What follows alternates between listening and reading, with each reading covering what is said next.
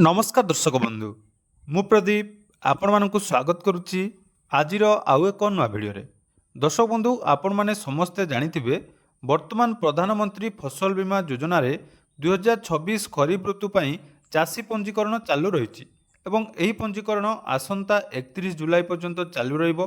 तेणु चाषी भाई भौणी माने जो माने फसल बीमा रे निजर जमी को इंश्योरेंस भुक्त करिया पई चाहुचंती बा बीमा भुक्त करिया पई चाहुचंती ताले 31 जुलाई पूर्वर आपण माने निज फसलर पंजीकरण करनेबा निहाती आवश्यक।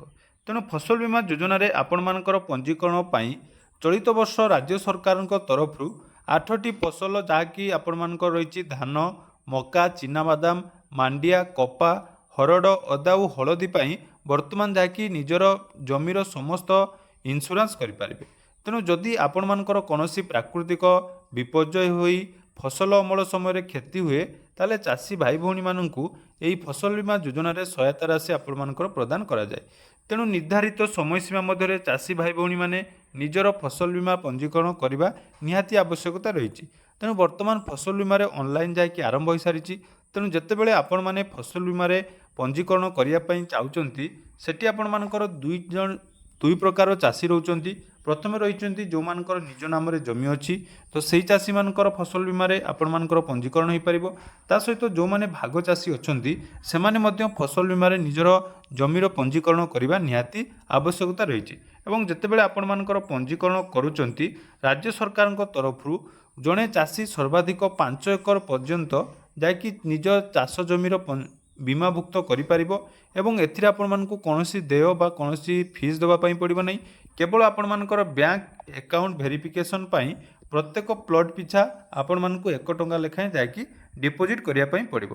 तेणु एही पंजीकरण आपण माने निजर प्राथमिक कृषि समवाय समिति बा आपण मानकर जो बहुमुखी समवाय समिति ता सहित जो माने चाषी ऋण चाषी रही से यही सब जगार निज निजर जोटा कि फसल बीमार पंजीकरण करेंगे। या सहित जो मैंने अणऋणी चाषी अर्थात जो मान कौन भी ऋण ना कौन आमर फार्मर लोन नहीं ना ताले से माने निजर आवश्यक डॉक्यूमेंट नहीं सीएससी सेंटर समवाय बैंक तथा अन्यान्य बैंक शाखार निजर खाता को पंजीकरण करेंगे। तेणु जितेबाला आपण मानकर पंजीकरण करेंगे पंजीकरण सरिबा समय आपण मानकर आवश्यकता डॉक्यूमेंट देखंतु गोटे रही आधार कार्ड आपण माने निहाती नेबे निज बैंक पासबुक नेबे ता सहित आपण मानकर जमीर आरओआर देबे एवं आउ गोटे रही आपण मानकर सोइंग सर्टिफिकेट बा जोटा को आमे सहमति पत्र बोली कहूछु। सहमति पत्र रे आपण मानकर दुई प्रकार रही गोटे रही आपण मानकर चाषी मानक पई आ गोटे रही आमर भाग चाषी मानक पई। तेणु आसंतु केमिति आपण माने से फॉर्म फिलअप करेंगे से विषय संपूर्ण डिटेल्स जानिबा। आपण मानको से फॉर्म निहाती ठीक भाव में फिलअप करिया पई पड़िबो कारण बहुत समय से फॉर्म फिलअप जदि आपण मानकर भूल थाए ताले जेतेबेला आपण मानकर क्लेम करा जाए इंश्योरेंस से समय आपण मानकर जोटा कि रिजेक्ट करा जाए।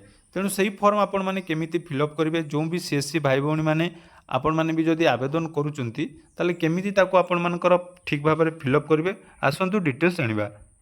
देखिपारे यहाँ रही आपण मानकर जो मैंने अणऋणी चाषी अच्छा बा जो मैंने निजर जमी आपण मानकर पंजीकरण करिसेंती सेमानकु फसल बीमा आवेदन समय यही सक्रिय घोषणानामा देवाई पड़ो। मन रखु वर्तमान आपण मानकर जो फसल बीमा ऑनलाइन होची तो से ऑनलाइन समय आपण माने यही फॉर्म को फिलअप करेंगे। देखो केमिति फिलअप करेंगे प्रथम रही देखूँ मु श्री श्रीमती सुश्री अर्थात जो चाषी आवेदन कर नाम ये रखिए तापर पिता बा स्वामी जदि महिला होते स्वामी नाम रखिए तो ना आपण मान पिता नाम रखिए।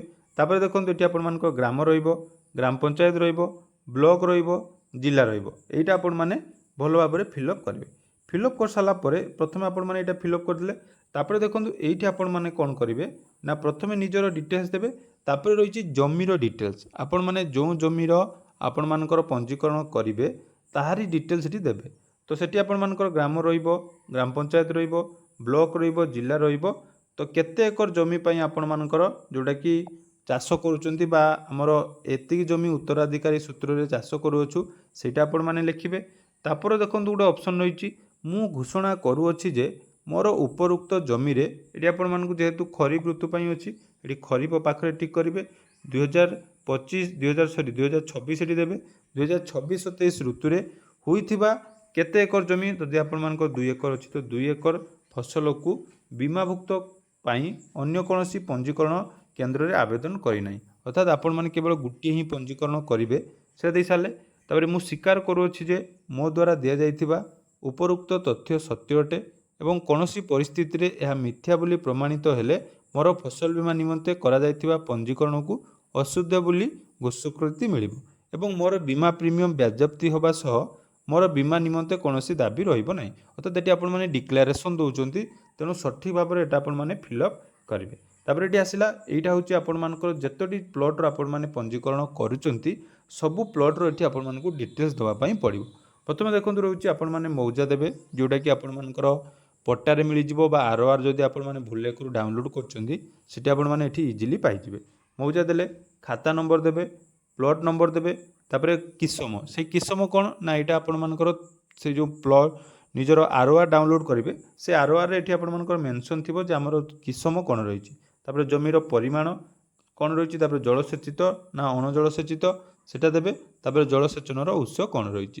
ତ ଦେଖନ୍ତୁ ବର୍ତ୍ତମାନ ଆମ ଯେହେତୁ ଖରିଫ ଋତୁ ପାଇଁ ପ୍ରାୟ ସବୁ ଆପଣମାନଙ୍କର ଜଳସେଚନର ଉତ୍ସରେ ଆପଣମାନେ ନିଜର ଯେଉଁ ରହିଛି ଆପଣମାନଙ୍କର କେନାଲ ହେଉ ବା ଆପଣମାନଙ୍କର ବର୍ଷା ପାଣି ହେଉ ଯାହା ବି ଆପଣମାନଙ୍କର ରହିଛି ଅଣଜଳସେଚିତ ଜମି ତାର ଡିଟେଲ୍ ସେଠି ଦେଇଦେବେ।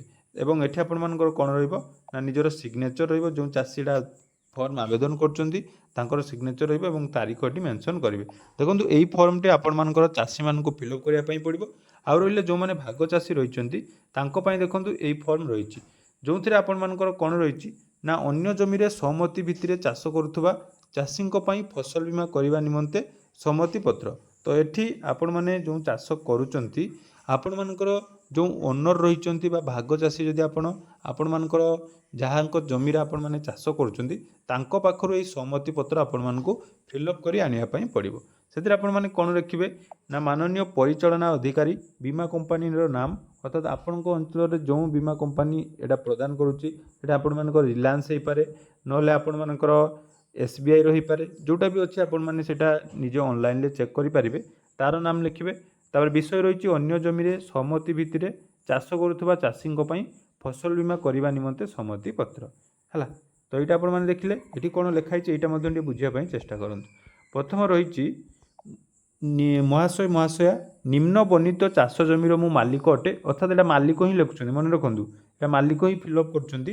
ବିଭିନ୍ନ କାରଣରୁ ଚଳିତ ଖରିଫ ରହିବ ଖରିଫ ଋତୁରେ ବ୍ୟକ୍ତିଗତ ଭାବରେ ଉକ୍ତ ଜମିକୁ ମୁଁ ଚାଷ କରିନଥିବାରୁ ମୁଁ ଉକ୍ତ ଚାଷ ଜମିକୁ, ଏଠି କାହା ନାମ ରହିବ ନା ଏଠି ଯେଉଁ ଭାଗ ଚାଷୀ ରହିଛନ୍ତି ତାଙ୍କ ନାମ ରହିବ। ଅର୍ଥାତ୍ ମାଲିକ ସେ କହୁଛନ୍ତି ଯେ ମୁଁ ଏଠି ଆପଣମାନଙ୍କର ଚାଷ କରୁନାହିଁ, ତେଣୁ ମୋ ଚାଷ ଜମିକୁ ଆମର ଯାହାକୁ ଦେଇଛନ୍ତି ବା ଯେଉଁ ଭାଗ ଚାଷୀ ରହିଛନ୍ତି ତାଙ୍କ ନାମ ଲେଖିବେ, ତାଙ୍କ ପିତାଙ୍କ ନାମ ଲେଖିବେ, ତାଙ୍କ ଗ୍ରାମ ନାମ ଲେଖିବେ, ତାପରେ ଗ୍ରାମ ପଞ୍ଚାୟତ ଆପଣମାନଙ୍କର ତହସିଲ ଜିଲ୍ଲାଙ୍କ ଦ୍ୱାରା ଚାଷ କରାହେଉଛି।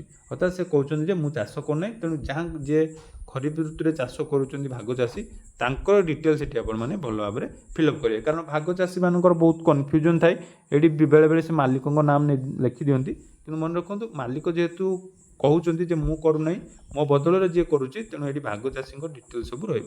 ତାପରେ ଆସିଲା କେଉଁ ଚାଷ ଜମିରେ ଆପଣମାନଙ୍କ ଚାଷ ହେଉଛି, ଅର୍ଥାତ୍ ଯଦି ଆପଣମାନେ ଭାଗ ଚାଷୀ ତାହେଲେ ଏଇଠି ଆପଣମାନଙ୍କର କେଉଁ ଜାଗାରେ ଆପଣମାନଙ୍କର ଚାଷ କରିଛନ୍ତି ସେଇ ଡିଟେଲ୍ସ ଏଠି ଆପଣମାନଙ୍କୁ ଫିଲ୍ଅପ୍ କରିବା ପାଇଁ ପଡ଼ିବ। ଯେମିତିକି ତହସିଲ, ମୌଜା, ଖାତା ନମ୍ବର, ପ୍ଲଟ୍ ନମ୍ବର, କିସମ, ରକବା ଏବଂ ଭାଗ ଚାଷରେ ଲାଗିଥିବା ଜମିର ପରିମାଣ ସେଇଟା ଲେଖିଦେଲେ। ତେଣୁ ଦର୍ଶିତ ଜମିକୁ ଚାଷୀ, ପୁଣି ଥରେ ଏଠି ଭାଗ ଚାଷୀଙ୍କ ନାମ ଲେଖିବେ। ତ ଦର୍ଶିତ ଜମିକୁ ଚାଷୀ ଶ୍ରୀମତୀ ବା ଶ୍ରୀକୁ ମୁଁ ଫସଲ ବୀମା କରିବା ପାଇଁ ଚଳିତ ଖରିଫ ଋତୁ, ଏଠି ମନେ ଲେଖିବେ ଖରିଫ ଋତୁରେ ସମ୍ମତି ପ୍ରଦାନ କରୁଛି। ଏହି ସମ୍ମତି କେବଳ ଫସଲ ବୀମା ପାଇଁ ଉଦ୍ଦିଷ୍ଟ ଏବଂ ଅନ୍ୟ କୌଣସି ଉଦ୍ଦେଶ୍ୟରେ ଏହାକୁ ଯାହାକି ବ୍ୟବହାର କରିପାରିବେ ନାହିଁ। ବୁଝିପାରିଲେ, ଏଇଟା ଆପଣମାନଙ୍କର ଲେଖିବା ପାଇଁ ପଡ଼ିବ ଯେଉଁଟାକି ଭାଗ ଚାଷୀଙ୍କ ପାଇଁ। ତାପରେ ଏଠି ଆସିବ ଫର୍ମ ଫିଲ୍ଅପ୍ ମାନେ ସିଗ୍ନେଚର, ଏପଟରେ ଖାତା ମାଲିକଙ୍କର ଡିଟେଲ୍ସ ରହିବ, ଏପଟେ ଭାଗ ଚାଷୀଙ୍କ ଡିଟେଲ୍ସ ରହିବ। ଯେମିତିକି ଏଠି ଖାତା ମାଲିକଙ୍କ ନାଁ, ଏଠି ଚାଷୀଙ୍କ ସ୍ୱାକ୍ଷର ରହିବ ଭାଗ ଚାଷୀଙ୍କର, ଏଠି ଆପଣମାନଙ୍କର କାହାର ରହିବ ନା ଭାଗ ଯେଉଁ ଦେଇଛନ୍ତି ବା ଜମିର ଯିଏ ଓନର୍ ତାଙ୍କର ଡିଟେଲ୍ସ ଦେବେ। ତା ସହିତ ଆପଣମାନଙ୍କର ଏଠି ଆଧାର ନମ୍ବର ଯେଉଁଟାକି ମୋଷ୍ଟ ଇମ୍ପୋର୍ଟାଣ୍ଟ, ତେଣୁ ଆଧାର ନମ୍ବର ଏଠି ଆପଣମାନଙ୍କୁ ଦେଇ ଏହି ଫର୍ମଟି ଆବେଦନ ସମୟରେ ଆପଣମାନଙ୍କୁ ସବମିଟ୍ କରିବା ପାଇଁ ପଡ଼ିବ। ତେଣୁ ଯେଉଁମାନେ ବି ଫସଲ ବୀମାରେ ଆବେଦନ କରୁଛନ୍ତି ସର୍ବପ୍ରଥମେ ଏହି ଫର୍ମକୁ ଠିକ୍ ଭାବରେ ଫିଲ୍ଅପ୍ କରନ୍ତୁ, ତାପରେ ଯାଇ ଆପଣମାନଙ୍କର ଆବେଦନ କରନ୍ତୁ। ତେଣୁ ଏହା ଥିଲା ଆଜିର ଅପଡେଟ୍। ଆଶା କରୁଛି ଭିଡ଼ିଓଟି ଆପଣମାନଙ୍କୁ ଇନଫର୍ମେଟିଭ୍ ଲାଗିଛି। ତ ଯଦି ଭିଡ଼ିଓଟି ଭଲ ଲାଗିଛି ଚ୍ୟାନେଲକୁ ସବସ୍କ୍ରାଇବ୍ କରିବେ ଏବଂ ଯଦି ଫସଲ ବୀମାକୁ ନେଇ କୌଣସି ବି ଡାଉଟ୍ ଅଛି ଆପଣମାନେ ଆମ କମେଣ୍ଟ ସେକ୍ସନରେ ପଚାରିପାରିବେ। ଧନ୍ୟବାଦ।